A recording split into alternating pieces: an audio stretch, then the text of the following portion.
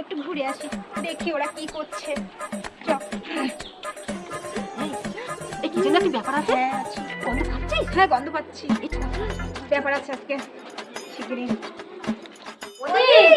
দিদি দিদি, ও দিদি, ওই চলে আইছে গন্ধ শুকি শুকি তাড়াতাড়ি কি কি রে ডাকছিস কেন? কি হয়েছে? এই এলাম। কি রান্না করেছো গো আজকে?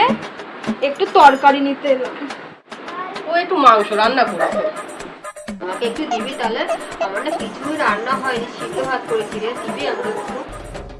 ঠিক চলে আইছে। দাঁড়া রে দিচ্ছি। তুমি কিছু রান্না করে শান্তি নেই।